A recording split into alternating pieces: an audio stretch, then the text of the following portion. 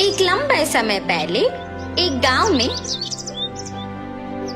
चंद्रैया और शकुंतला नामक पति पत्नी रहते थे।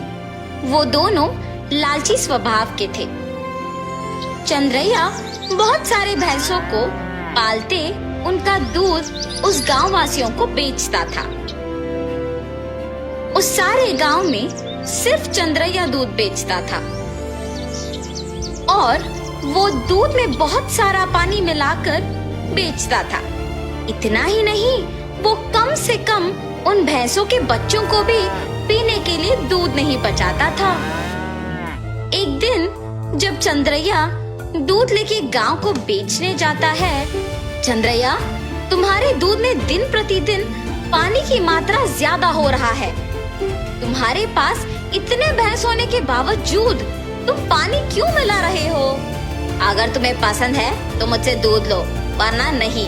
मैं यही दूध किसी और को भी दे सकता हूँ। ऐसे गुस्से से बात करके वहाँ से चला जाता है। उस सारे गांव में सिर्फ चंद्रैया ही दूध बेचने के कारण वो जैसे भी दूध दे सभी चुपचाप उसी से लेते थे। जहाँ वो भैंसों को रखता था उसके बगल में एक बड़े पेड़ पर एक भूत रहती थी। हमेशा की तरह चंद्रैया सारे भैंसों के पास जाकर उनसे दूध निचोड़ के पानी मिला के सबको बेचने जाता है।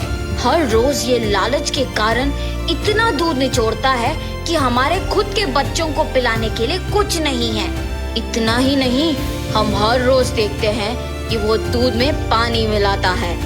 हम बचपन से उसी के पास बड़े हुए हैं, इसलिए हम कुछ नहीं कर पा रहे हैं, लेकिन हमें उसे एक सबक सिखाना ही होगा।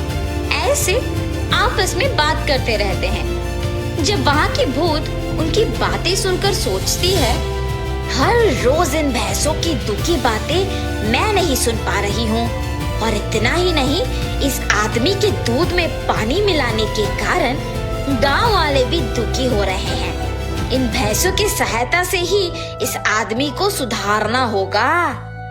ऐसे सोचकर वो भूत उन भैंसों के पास आती है। तब मैंने तुम सब की बातें सुनी है। अगर तुम लोग मेरी बात सुनोगे तो तुम्हारे मालिक को सुधार सकते हैं। कौन हो तुम? तुम हमारी बातें सुन सकती हो? मैं एक भूत हूँ, इसी पेड़ पे रहती हूँ। मैं हर रोज तुम्हारी बातें सुनते रहती हूँ। हम तुम्हारी बात सुनेंगे, मगर वादा करो कि तुम हमारे मालिक को कुछ नहीं करोगी, सिर्फ उन्हें एक सबक सिखाओ, बस। ठीक है, तुम्हारे मर्जी के अनुसार उन्हें कुछ नहीं करूंगी। ऐसे कह के हमेशा की तरह चंद्रैया उनसे दूध निचोड़ने जाता है। जब वो निचोड़ने लगता है तब वो भैंस उसे जोर से लात मारती है। बाप रे शकुंतला, मेरा पीठ टूट गया। ऐसे जोर से चिल्लाने पर शकुंतला अपने पति के पास आती है।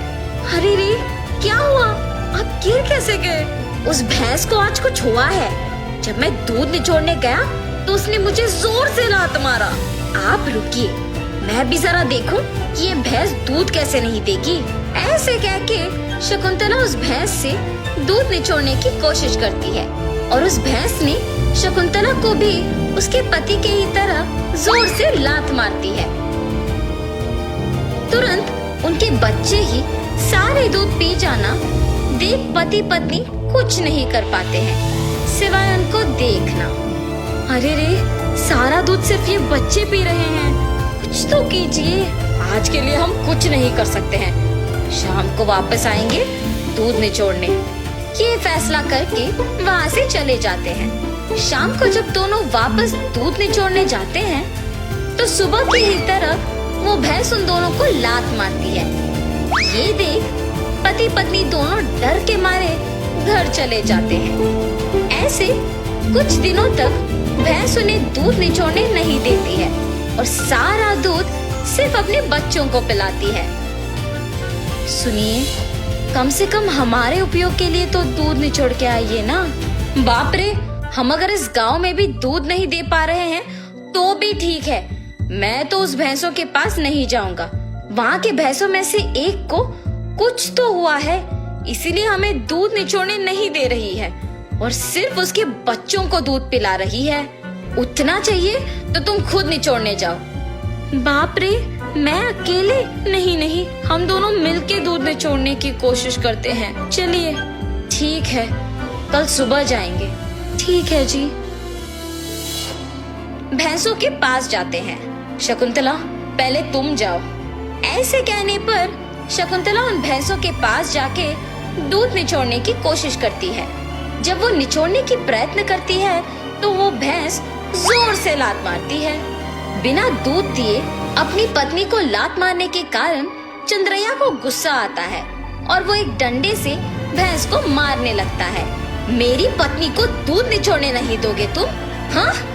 ऐसे कहते हुए जोर जोर से मारता है, मगर उस भैंस की जगह चंद्रैया खुद पिटता है और इसी कारण उस भैंस को मारना बंद कर देता है। लेकिन उसके बाद भी उसको और उसकी बीवी को डंडे से मार पड़ते ही रहते हैं। हम आइंदा कभी भी दूध निचोड़ने नहीं आएंगे, हमें मत मारो। अरे हिम्मत है तो ऐसे दिखे बिना नहीं, सामने आके मारो हमें। ऐसे कहने पर वो भैंस अचानक एक भूत के रूप में बदल जाती है। मैं ही तुम लोगों को मार रही थी। सिर्फ कुछ दिन दूध ना ले पाने के कारण और घर पे दूध ना होने के कारण गुस्सा होके तुम इस भैंस को मारने चले आए, तो फिर कुछ सालों से जो तुम सारे दूध को उनके बच्चों के लिए बचाए बिना ही ले जाके बेचने पर इन भैंसों को कितना बुरा लग रहा होगा। हाँ, आज से अगर कभी भी तुमने दूध में पानी मिलाया या फिर भैंसों के बच्चों के लिए दूध न बचाया तो मैं तुम्हें नहीं छोड़ूंगी। मैं यही रह के तुम पे नजर रखूंगी।